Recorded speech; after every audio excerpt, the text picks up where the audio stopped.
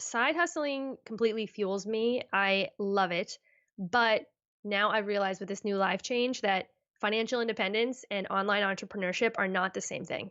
And before I used to explore on my podcast, is someone who maybe blogs after they hit their financial independence number, maybe they've really achieved like the best work life balance and that's it. But what I've realized is that when you have all these things that you do online entrepreneurship, it is work. There are things that I love and there are things that I absolutely hate, and you can delegate as much as you can out, but you're always going to be like churning your mind and moving.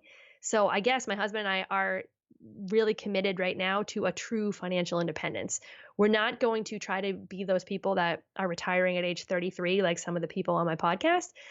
It's going to be intentionally probably in our 40s when maybe we'll naturally want to pivot to do something else. My husband, he wants to be a luthier and build guitars, and he doesn't want it to have money attached to it at all, just for fun. And then for me, I'll need to find something because I love doing things online. I need to discover some hobbies, but maybe just like going back to being a normal person and enjoying like simple things in life might be good for me. So I guess I would say like true financial independence is our goal. Okay. And it sounds like it's sort of open. I know some people like Carl, for example, Mr. 1500 Days. They put like some deadline, but you're just gonna do it when you're ready. It sounds like. Yes. And I think I can only say this because I've been pursuing this goal for 5 years.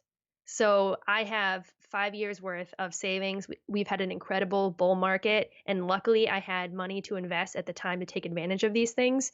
We benefited from real estate. So I guess what I'm saying is that we've hit a point where we're not financially independent, but knock on wood, we're not going to go broke. I could decide that I want to take, 2 years off to raise my daughter, and it's not even going to matter. And like with the side hustles, once you start setting this stuff up, they don't just like suddenly stop if you stop doing them. They just kind of like slowly decline. I actually noticed that last year. Millennial Boss, I was too sick when I was pregnant to post anything for 4 months and just nothing happened. It just slowly, my income dropped slowly over the 4 months, and then I got back to it and it was fine. So I think, we're just realizing how much we want to work and how many options we have because we were so good with money for a long time.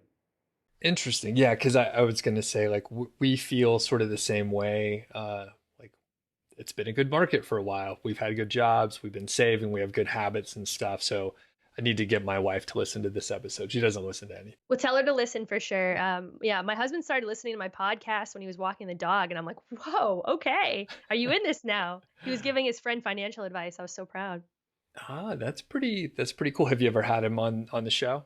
I have his background. We met at the Olympic Training Center, and he was with the athletes in the weight room. He's like strength and conditioning expert, working with Olympic athletes, tactical. So he's been on to talk about like fitness, and our kind of approach to this whole lifestyle design is that if you don't have your health, then it doesn't matter how much money you have.